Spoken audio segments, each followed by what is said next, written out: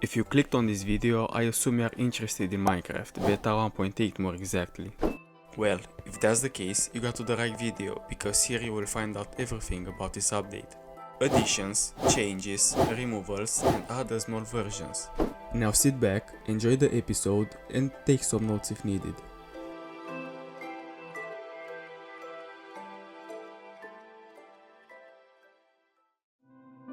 Beta 1.8 is the first release of the Adventure update, a major version of Java Edition Beta released on September 14, 2011. It introduced features that focused mainly on fighting, exploration and adventuring, as well as other aspects. Before we talk about the new things added to the game, let us see what was removed, among which are the following biomes: Seasonal Forest, Rainforest, Shrubland, Savanna, Tundra, and Ice Desert. It was never implemented into the temperature downfall table and thus did not actually generate, so the removal was not noticeable. Structures like beaches and gravel beaches were removed too. Roses also no longer generate due to changes in the terrain generator. The world boundary has now been reduced from 32 million to only 30 million. Now, to continue with biomes, but what exactly is a biome? A biome is a region in a world with distinct geographical features, flora, temperatures, humidities, and sky, water, fog, grass, and foliage colors. They separate every generated world into different environments. The biome of a location is determined during world generation rather than current environment. Even if the player completely changes all the blocks in a large area to imitate the terrain of other biomes, the biomes in this area will not be affected. The first biome I'll present is the ocean. The ocean, a vast expanse of water, stands as one of the dominant biomes within the overworld. Encompassing a staggering 25 to 33% of the surface area, it dwarfs other landscapes in sheer size. The ocean's depth extends from the surface, typically at an altitude of Y62, down to the ocean floor, which resides around Y45. Characterized by its undulating terrain, the ocean floor presents a rugged landscape adorned with peaks and valleys. A thin layer of gravel or sand often covers the seabed, occasionally interspersed with patches of clay, dirt, and gravel near the highest points. In some instances, these underwater peaks rise to such heights that they breach the surface, forming small islands scattered across the ocean's expanse. However, life in the ocean biome proves challenging due to its predominantly aqueous nature. Survival on these islands presents its own set of difficulties, as resources are limited and venturing out into the open water can be perilous. Thus, those who choose to inhabit these isolated islands must make do with sparse vegetation and meager resources available to them.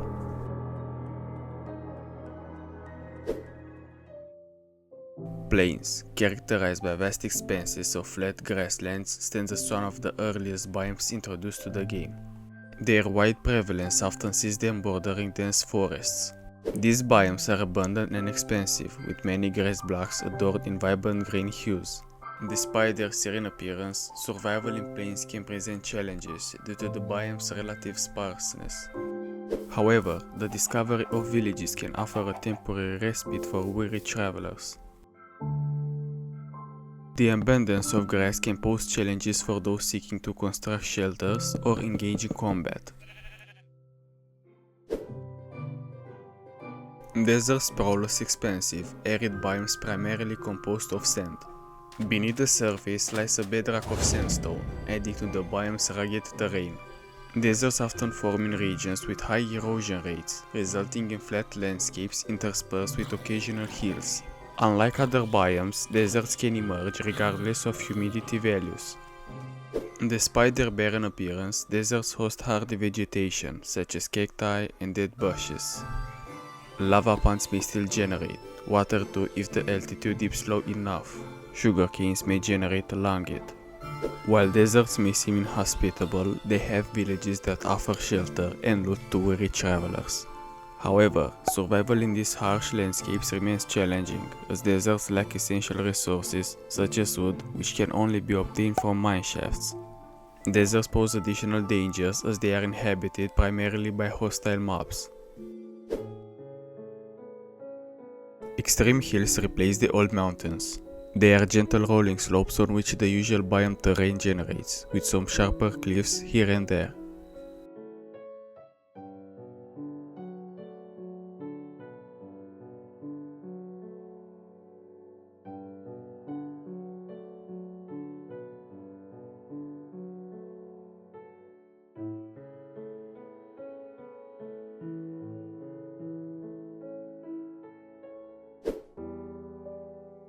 Forests are the most prevalent biome in Minecraft, featuring a temperate climate and resembling seasonal forests with an abundance of oak and some birch trees. These landscapes are now generally flatter, making navigation easier. Forests are particularly rich in resources valuable to players, especially wood, which is more abundant here than in most other biomes. The thick clusters of trees and dense foliage, however, can be a double-edged sword. While providing ample wood, they also obscure vision, making it more challenging to spot hostile mobs lurking among the shadows. The forest floor is carpeted with dark, vibrant green grass, contributing to its lush appearance. Forests, like most biomes, can occasionally feature lava lakes. This can pose significant fire hazards due to the high density of flammable materials like wood and leaves. Shallow lakes sometimes generate in a forest. Wolves are more frequently encountered in forests now. Taming these wolves can be particularly advantageous, as they can aid in combating hostile mobs, which is useful when players are still gathering resources. Forests are often favored by players starting a new survival world, because they offer a rich variety of resources, including wood, grass, flowers, water, and passive mobs. Building a shelter in a forest can be somewhat challenging, as clearing an area of trees and foliage is typically necessary to make space.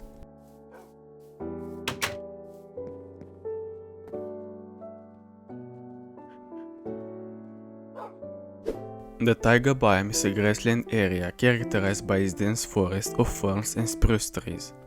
The ground is covered in grass, ferns, and dandelions, creating a lush, green environment. Unlike regular forests, which feature oak and birch trees, taigas are exclusively home to spruce trees. These trees are taller than they are wide, resulting in less dense foliage, but it can still be dense enough to disorient players. Taigas are frequently found bordering forests. In this update, they no longer generate with snow, due to the issues with the new world generator. Wolves can also be found in taigas, adding to the biome's appeal. This biome is highly favored for starting a survival mode game. The plentiful wood, grassy terrain, and useful passive mobs make it a convenient and resource-rich environment for players. However, taigas share some of the same dangers as forests. Players can easily get lost among the trees if they don't mark their paths, and the foliage can obstruct vision, especially at night.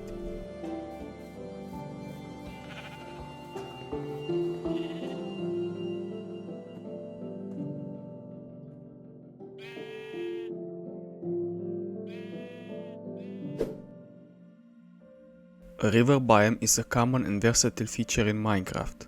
These long, narrow stretches of water often serve as natural borders between different biomes, but they can also bisect a single biome or form loops.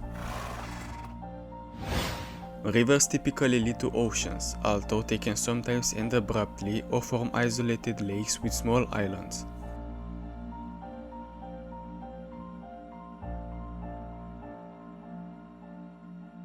They are filled with water up to the sea level, but in areas with higher elevation, they might dry up or have reduced flow. The depth and width of rivers can vary significantly. In flat areas, they are usually around 10 blocks deep, while in mountainous regions, they can plunge to the depth of over 30 blocks, similar to oceans. The riverbeds are composed of a mix of dirt, sand, gravel, and clay, making rivers one of the few places where clay naturally generates, along with lakes and swamps.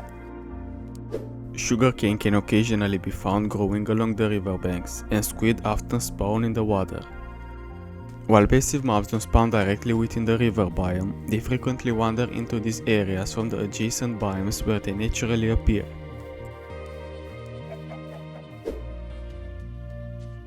Swamp biomes are wetland areas characterized by their unique, saggy environment. These biomes typically form on flat terrain near sea level, in regions with very high erosion values, and often replace rivers in such areas. As you can see, the grass grayish-green tint is missing, so the biome does not look so special. This is why I will change the version to a more recent one. But of course, I will remove the features missing from beta 1.8. Swamps can appear in various temperature zones, but are absent in snowy regions. They feature elevations low enough to dip below sea level, leading to a landscape where large portions are flooded and clay patches are commonly found on the lake beds. The shores of swamps are usually irregular and marsh-like, with small puddles scattered around, creating a rugged and uneven transition to the land. Sparse oak trees dominate these areas, growing both on land and in shallow water, often draped with vines. This adds to the distinctive, overgrown appearance of the swamp. Mushrooms thrive in swamps more than in most other biomes, making them a frequent sight. Additionally, sugarcane is commonly found growing along the swampy shores, and dead bushes occasionally dot the landscape, contributing to the overall wild and untamed look of the swamp biome. This was the last biome to be shown. Now let's move on and look at the new structures, starting with villages. A village is a naturally generated complex of buildings and other structures found in the overworld, in place in desert biomes. These villages offer valuable resources to players, available from loot chests and other materials found within the village. Villages generate unpopulated and may create platforms of grass or sand underneath buildings or pathways that spawn over open air, leading to some surface irregularities. These platforms only form on the lowest blocks and not beside cliffs or over the void, and are especially noticeable when a village building appears over an ocean.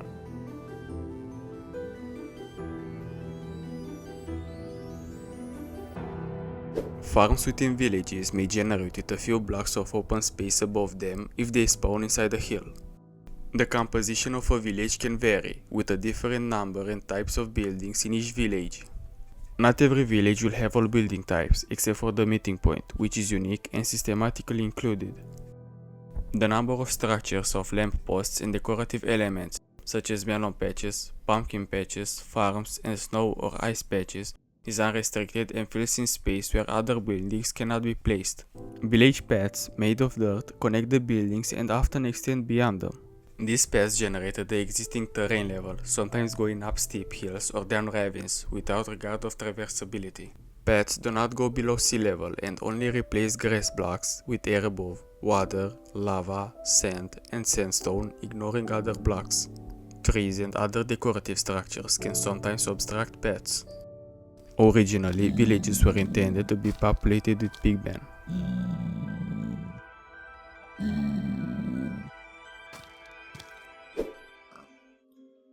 A canyon is a deep, long crack in the overworld that often connects with caves. Typically found deep underground, canyons can also breach the surface.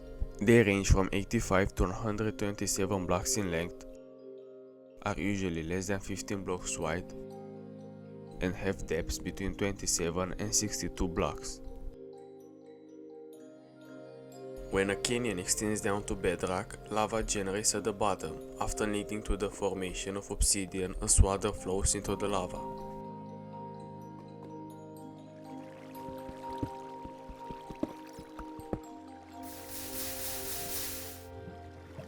Canyons can have small ledges along the top and can be found at levels 10 to 72.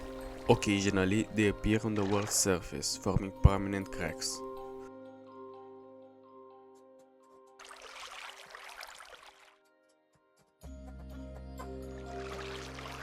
These structures can extend deep underground, sometimes spawning slimes or exposing diamond ore.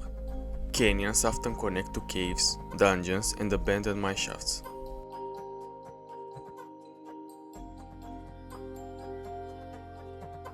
Due to their large surface area, canyon walls frequently have water and lava flowing down them, originating from springs in the walls or openings to the sea. When a canyon intersects a river or swamp, the area under the water is filled with stone. Similar to ocean floors, where air blocks below a certain altitude are replaced by water, deep enough in a canyon, air blocks are replaced by lava.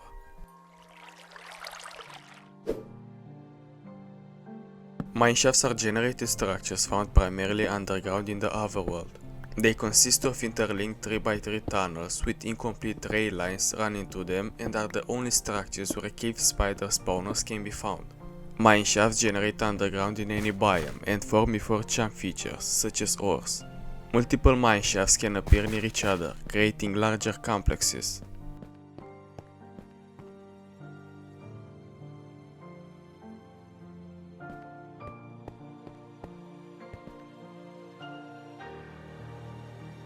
Mineshaft components include starting point, a 10x10 parlor with an arched ceiling and 1 to 4 exits in each direction.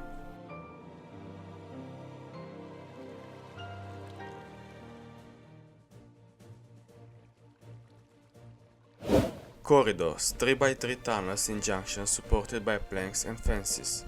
Some areas are decorated with torches and cobwebs. In long corridors, supports are placed 4 blocks apart, with occasional missing planks filled by cobwebs or stone blocks jetting from the top. Incomplete rail systems on the ground connect tunnels, and chests generate uncommonly.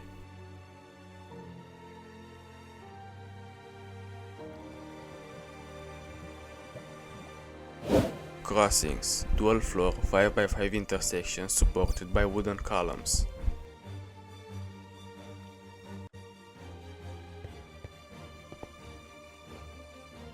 Staircases, diagonal tunnels without stair blocks. Abandoned passageways, accessory corridors with cobwebs concealing cave spider spawners. Strongholds are rare structures found in the overworld, with only 3 generating per world.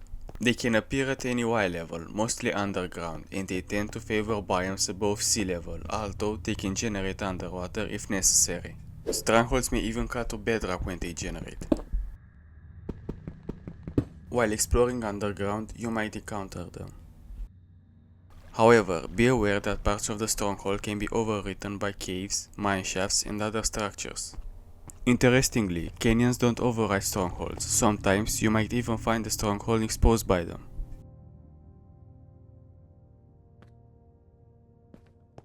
These strongholds come in various sizes and are constructed primarily of stone bricks, mossy stone bricks, cracked stone bricks, and infested stone bricks. Infested cracked stone bricks and infested mossy stone bricks do not generate unless silverfish enter these blocks. Strongholds are lit by enough torches to provide visibility in most areas, though not enough to suppress mob spawns. They are vacant except for regular mobs that spawn under normal conditions.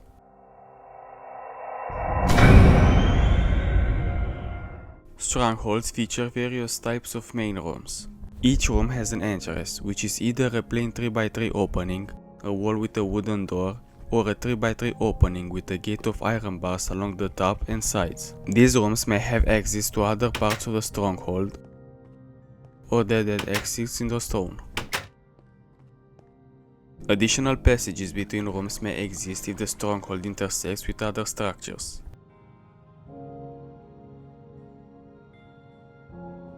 Stronghold generation begins with a spiral staircase room with a 5-way crossing at the bottom, with additional rooms being randomly generated from the exits of previous ones up to a maximum distance of 50 rooms and 112 blocks horizontally. The doors always face the direction the stronghold generates towards. Now let's see its rooms. Libraries, only 0 to 2 per stronghold and never within 4 rooms of the starting staircase. All libraries contain bookshelves, oak planks and 1 or 2 chests with cobwebs dispersed randomly. They occur in 2 sizes, small single-level libraries and larger duplex library. Small libraries usually generate when the second level of the library is blocked by another part of the stronghold. If there are no obstructions, then large ones usually generate. Large libraries contain a second level consisting of a surrounding balcony with oak fences as railings and fences and torches arranged like a chandelier over the center of the room. The 2 levels are connected by a ladder on the wall furthest from the entrance. No cobwebs generate on the second level. Libraries are the most well-lit rooms in the Stronghold, having enough torches to prevent mobs spawning entirely within them.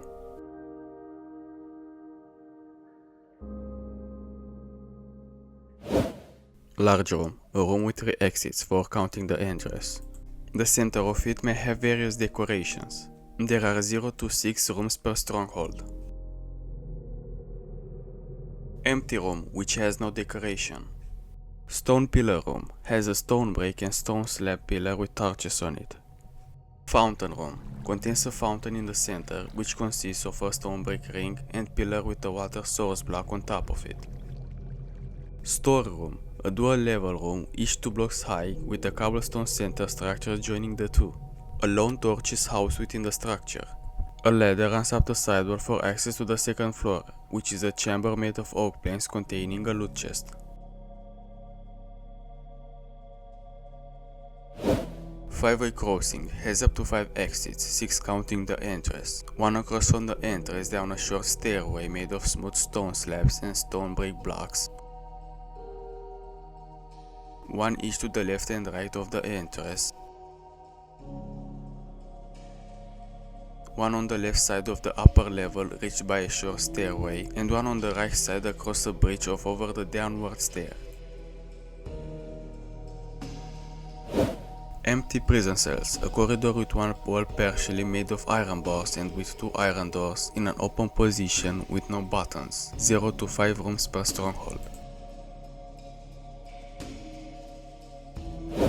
Spiral staircase, a 3x3 spiral stair made of stone bricks and smooth stone slabs leading down with an exit at the bottom, 0 to 5 flights per stronghold. Straight staircase, a 3-block wide staircase of cobblestone stairs leading downward with an exit at the bottom. There is also an empty alcove under the stairs, 0 to 5 flights per stronghold.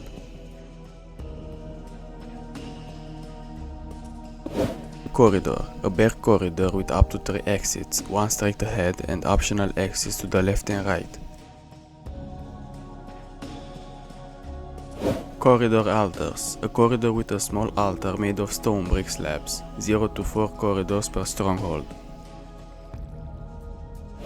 Corridor turn, a bare corridor with 1 exit, left or right. May resemble a small room if both the entrance and the next room's entrance have doors. And finally, dead-end corridor, a bare corridor with no exits, although it is likely to intersect other rooms. Let's move on and see what blocks have been added.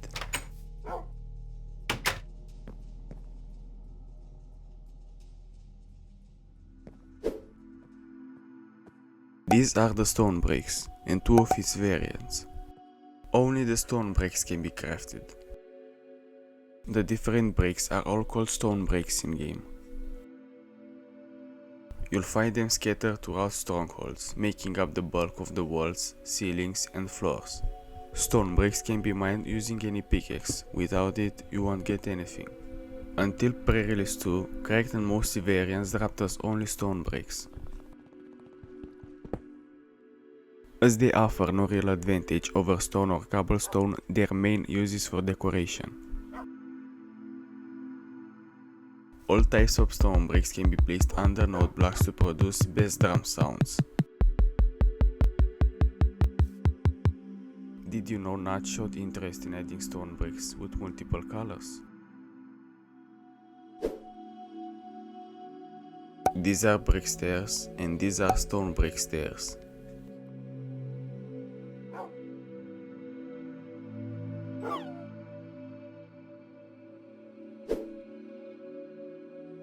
This is a brick slab and this is a stone brick slab.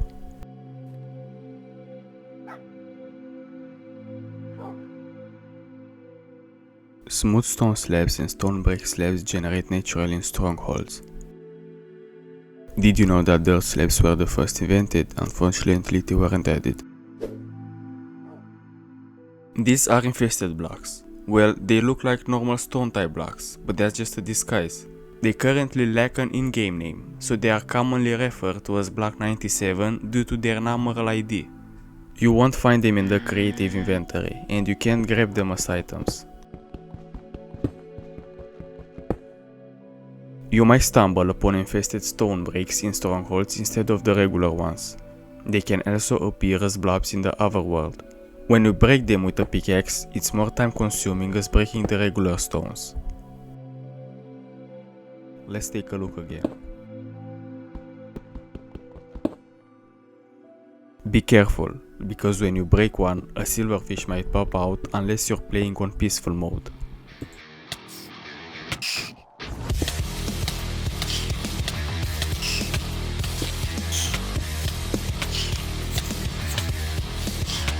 These sneaky blocks are created when a silverfish gets into their normal block form.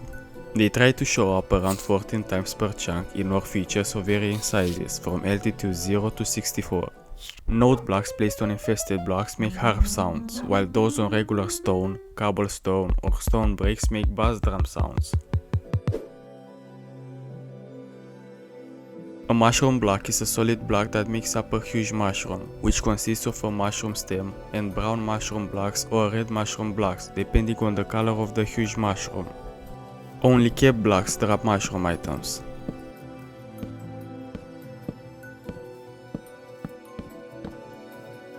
If two similar mushroom blocks are placed next to each other and one of them is broken, the side of the other block that it was facing reveals the poor texture. This is because the side of these blocks change texture if they touch another block of the same type. Huge mushrooms are tree-like structures made of mushroom blocks. These massive mushrooms need space to grow around 5 to 7 blocks above them, but can extend to 13. If you're lucky, you might even get an extra tall one, but that's only a 5% chance. To grow one, you've got to plant a small red or brown mushroom on dirt or grass with not too much light. Apply some bone meal and there's a 40% chance it will sprout out into a huge one.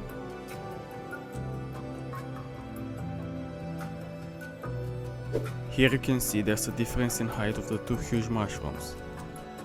Brown mushrooms have a single stalk in the middle with a 7x7 canopy of brown blocks on top, missing a few corners. While red mushrooms, on the other hand, have a dome-shaped canopy made of 5 3x3 slabs of red mushroom blocks.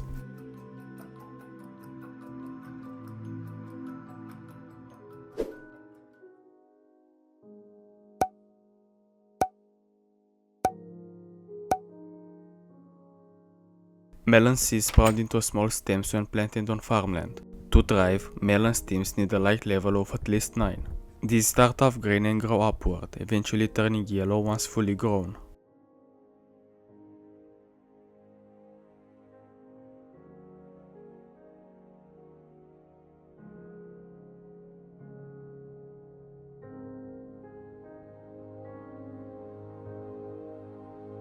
When you break a mature stem, you might get anywhere from 0 to 3 melon seeds, and the older the stem, the higher the chance of getting more seeds.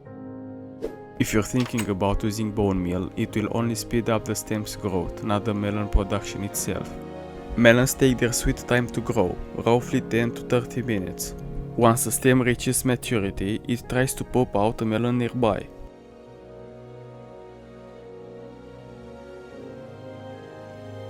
But sometimes it fails if the spot next to it isn't empty or if there's no farmland underneath. Once a stem produces a melon, it takes a break until the melon's picked. A single stem can grow an unlimited number of melons and connect only to the ones they produce. Breaking a melon yields 3 to 7 melon slices, which are edible and restore a bit of your hunger when eaten.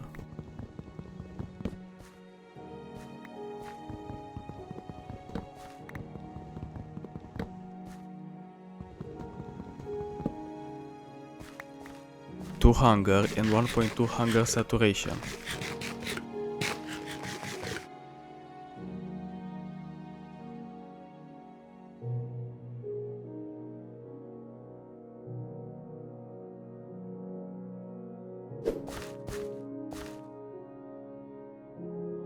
Pumpkins follow a similar deal. Pumpkin seeds, plant, grow, harvest, repeat.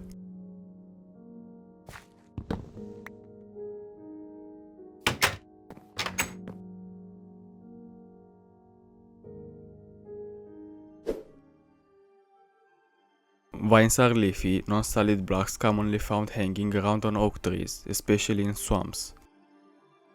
On each block tick, they have a 25% chance to spread in a randomly selected direction, and there is no need for life for them to grow.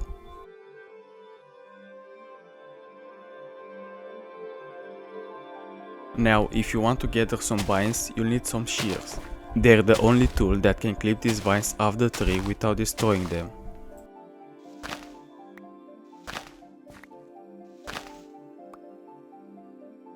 If there are multiple vines in the same spot, breaking one will take all of them down, and you'll only get one vine as a result.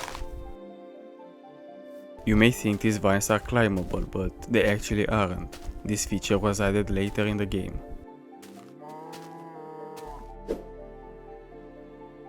A glass pane is a nifty transparent block that's often used instead of regular glass blocks. They are more efficient to use than glass blocks, as 6 glass blocks can be crafted into 16 glass panes. In this version, if you break one, it will drop itself as an item.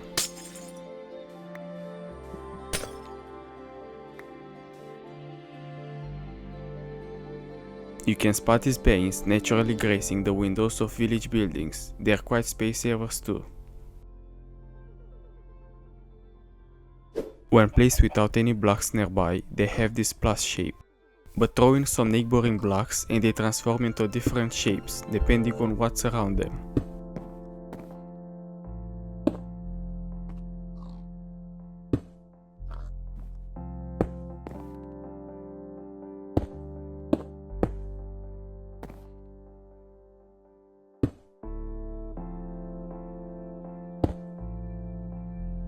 The collision box matches their shape.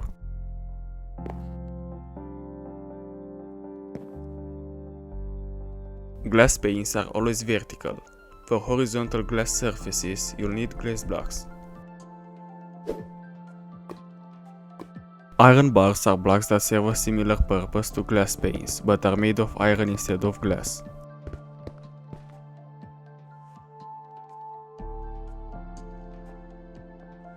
When it comes to obtaining them, any pickaxe will do. However, attempting to mine them without one will yield no results.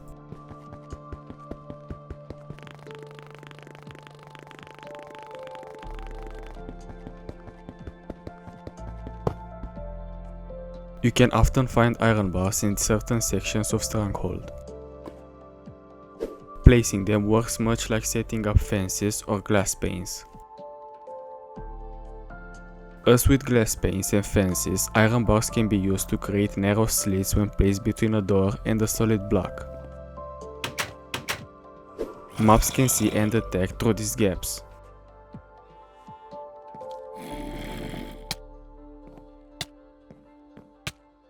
And arrows may be shot through them.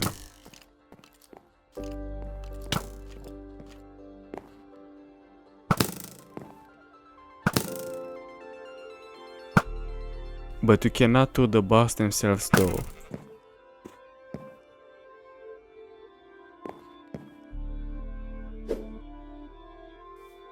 A fence gate is a block that shares the functions of both the door and the fence. As you can see, the inventory sprite did not have holes. You can break it with any tool or even by hand if you're in a pinch, but the axe is the best option.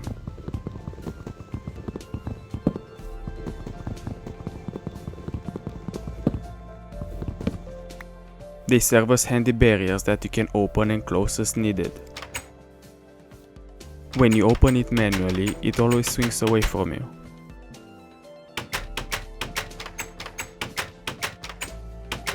Despite looking like a 1-block barrier when closed, a shut gate is actually 1.5 blocks high, making it a bit tricky to be hopped over. Open gates are totally non-solid.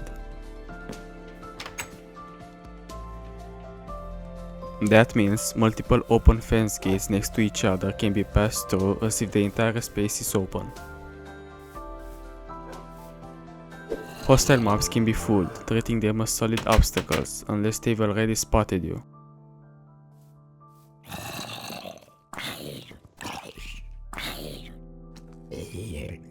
A defense gate can be controlled with redstone power. They also make for decent fuel in furnaces, with each one smelting 1.5 items.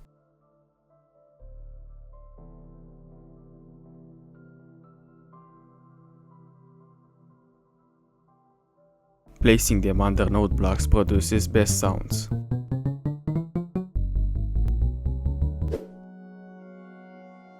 Experience orbs, or XP for short, are your ticket to leveling up, and you can snag them by taking down mobs. When you gather experience points from these orbs, your experience level gradually rises, filling up a bar at the bottom of your screen until you hit the next level. Currently, gaining experience orbs and levels doesn't provide any tangible benefits, but it does influence your score on the death screen if you meet an untimely demise. You'll also drop experience orbs worth 7 times your current level, up to a max of 100 points, and all of the other experience vanishes. These orbs come in shades of green and yellow, drifting towards you within a 7.25 block radius.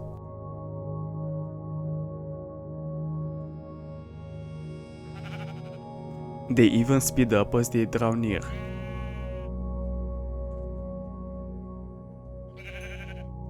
However, cobwebs will slow their roll,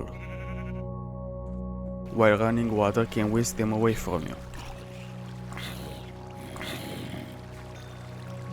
Unlike snagging resources, experience points are gathered gradually one orb at a time. In some cases, you might end up with a whole swarm of them following you around for a bit. Collecting them make this lower pitch sound. If you don't take an experience orb within 5 minutes, it vanishes into thin air. The general worth of an orb is reflected by its size, with 11 possible sizes corresponding to specific values. The bigger the orb, the more it's worth. Experience orbs aren't invincible. They can be destroyed by fire, lava, cacti, and explosions.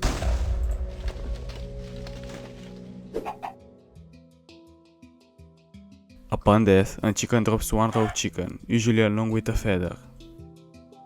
It is a food item that can be eaten by the player. Eating one restores 2 hunger and 1.2 hunger saturation, but has a 30% chance of inflicting food poisoning, which lasts for 30 seconds. It can be cooked in a furnace to make cooked chicken.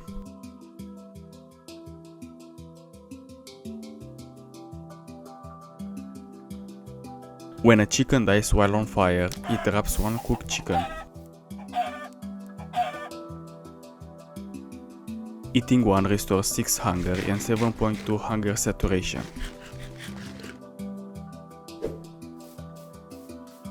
When cows are killed, they drop 1 to 3 raw beef, sometimes along with leather.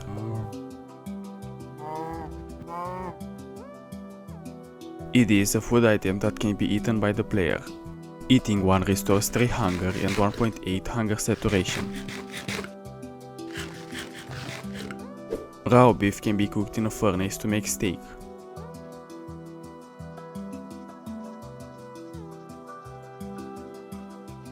When a cow dies while on fire, it drops steak. Eating one restores 8 hunger and 12.8 hunger saturation. Zombies and zombie pigmen drop from 0 to 2 units of rotten flesh. It is a food item that can be eaten by the player. Eating rotten flesh restores 4 hunger and 0.8 hunger saturation, but has an 80% chance of inflicting hunger for 30 seconds. However, if more is consumed and the hunger status effect is inflicted, the duration resets to 30 seconds.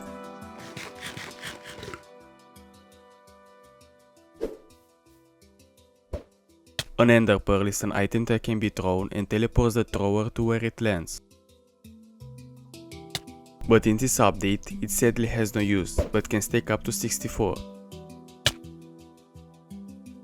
An Enderman has a 50% chance to drop 1 ender pearl when killed.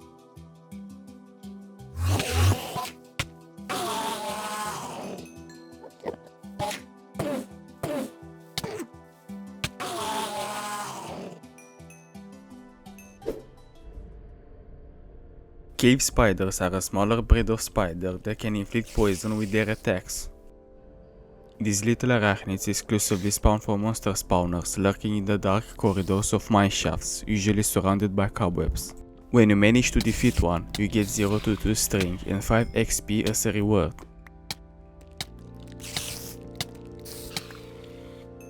Their behavior mirrors that of regular spiders, neutral if under daylight or in light levels of 9 or above, otherwise they are hostile towards players.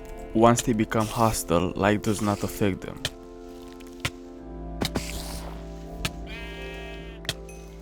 Cave spiders can climb walls and leap at their prey, making them quite agile.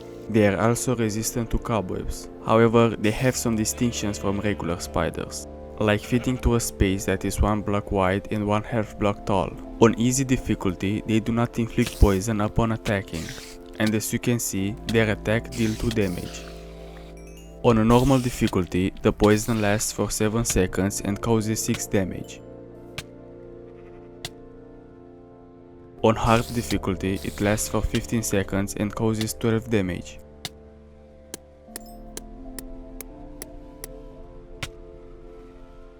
Poison damage is not taken when the player's health is at 1 HP.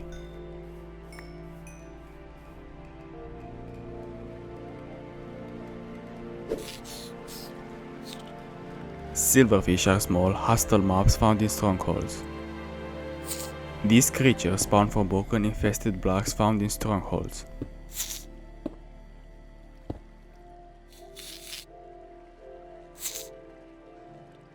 They crawl at their targets to bite them, and attacking one will cause nearby silverfish to emerge from their blocks within a 21 by 11 by 21 area and attack.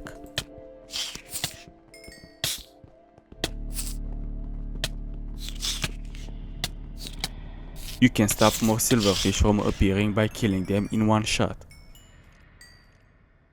When killed, a silverfish drops only 5 XP. When idle, they enter a nearby stone block, turning it into an infested block.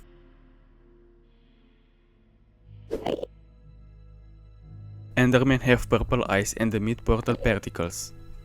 They are tall, neutral mobs that usually ignore players, wandering around lazily. However, they will quickly become hostile if damaged or if someone looks directly at their face. They teleport to avoid damage and sometimes pick up blocks. They typically spawn in groups of 2 or 3. Endermen burn in sunlight and spawn on any solid surface with at least 3 empty spaces above at a light level of 0.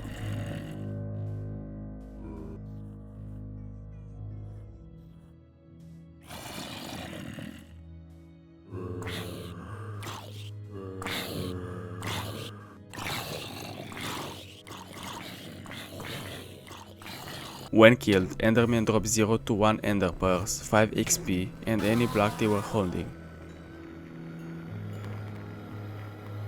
They can be provoked by attacks or by being looked at directly for 1/4 second from up to 64 blocks away.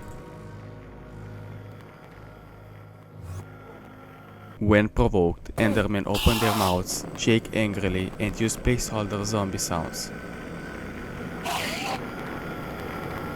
If a player maintains eye contact, the Enderman doesn't move, but may teleport away.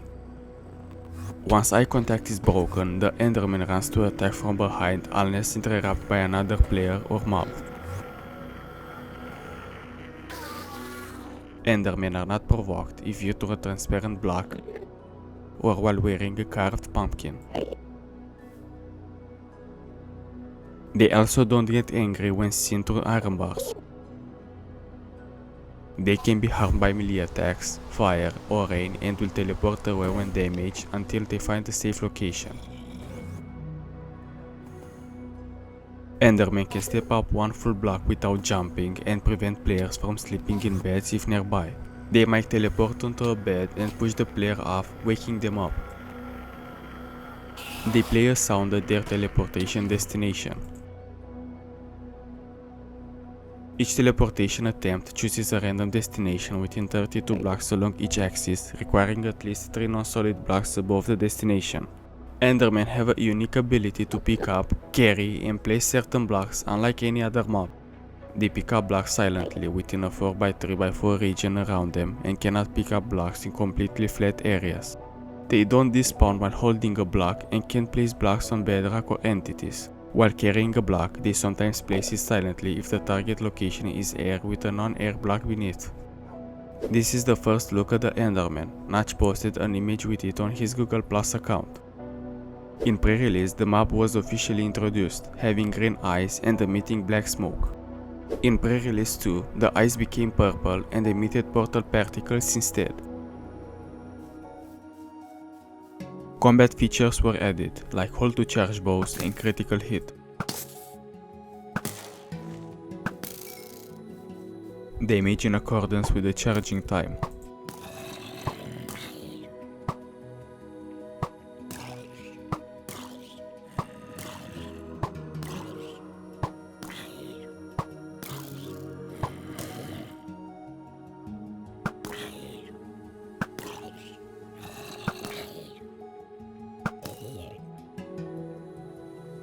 Players can block with a sword by holding use.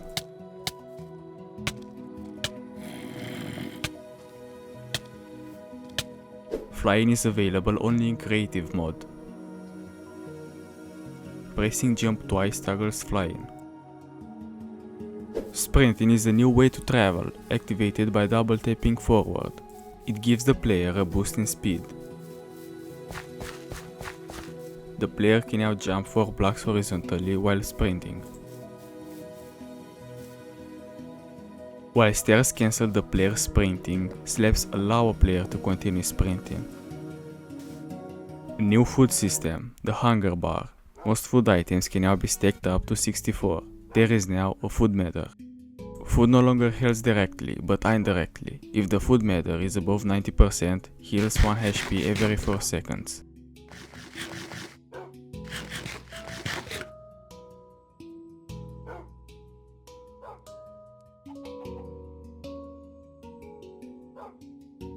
Food level decreases when sprinting, jumping, and being hurt. When you remain with only 3 hunger, sprinting is not possible. If the food meter is at 0%, the player starves and loses 1 HP every 4 seconds. Status effects do not show off particles and do not have inventory sprites.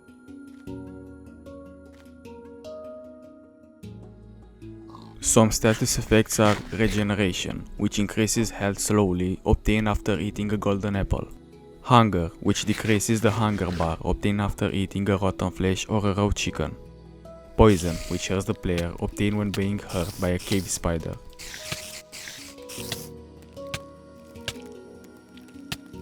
Speed, slowness, haste, meaning fatigue, instant health, instant damage, water breathing, and nausea are unobtainable status effects, but functional. Strength, weakness, jump boost, resistance, fire resistance, invisibility, blindness, and night vision are unobtainable and non-functional status effects. Added, kill a skeleton with an arrow at 50 meters achievement. The Mojang logo was updated for the menu screen. Performing a critical hit on any mob will cause sparks to fly. Explosion particles are now shockwaves instead of smoke. Tiny stationary bubble particles can be seen when underwater. Fog is now thicker and darker deep underground and gives off particles. Due to this, the void appears black.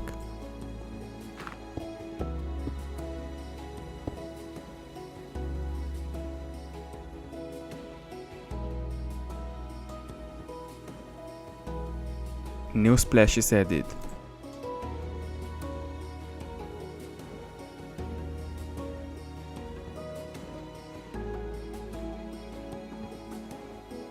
That was everything new. Now let's look at some changes. Chests now have a unique block model, an opening closing animation, and make new sounds. Mossy cobblestone texture changed. User placed leaves no longer decay. Stone and wooden pressure plates can now be placed on fences.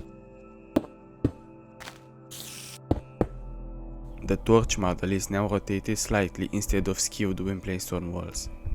Food takes 1.6 seconds to consume, accompanied with an animation. Cooked pork chop texture changed. Mushroom stew now restores 8 hunger instead of 10 HP. Shears can collect grass and vines.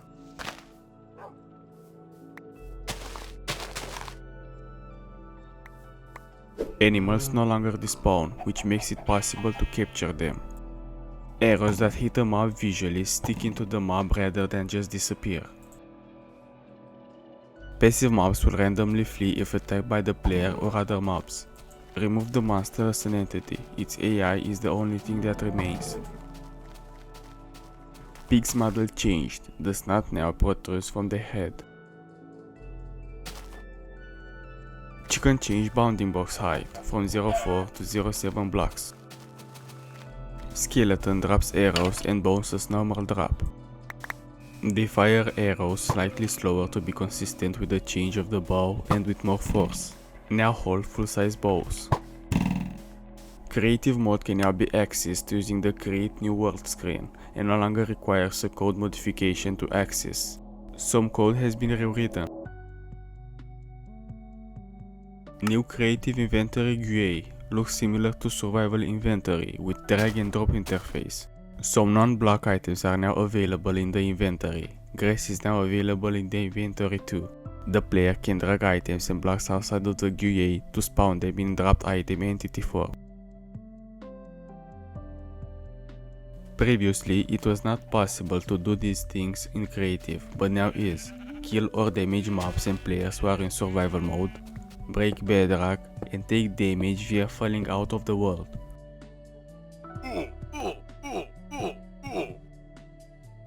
Mobs now spawn. Previously, they would only spawn in survival mode. Holding the left mouse button with a weapon will now only swing once. Holding the right mouse button to place blocks is slightly slower than before. Shift plus clicking the output item in a crafting square will craft all the items at once and automatically places them in the inventory. Player list in multiplayer defaults to tab. Clouds high raise to the top of the map and can no longer paste or blocks. Movement now syncs with the game's time. Unarmed damage was decreased from 2 damage to 1 damage. The game now keeps track of the damage source and types. The lighting system was improved.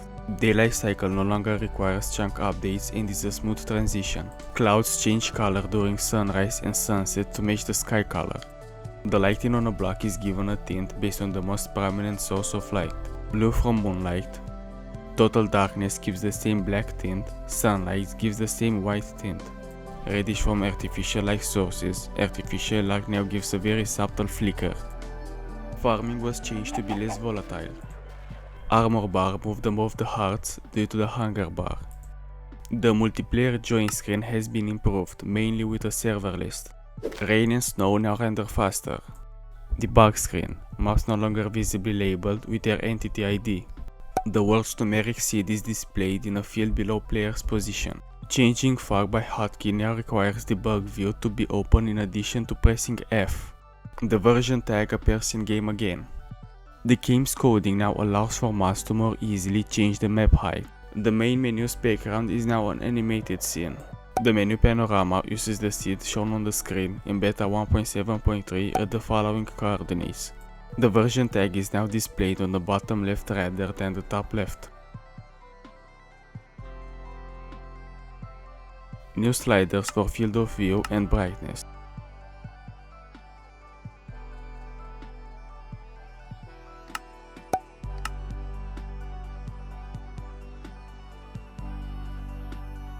Four new entries in control list. Attack, use item and pick block can now be remapped. Operators can now switch back and forth between survival and creative mode. Remove duplicate, check it out splash. Beta 1.8.1 is the last version of Java Edition Beta, released on September 15, 2011 to fix some of the bugs and crashes in Beta 1.8. Support beams in Mineshafts are converted from wood planks to oak fences.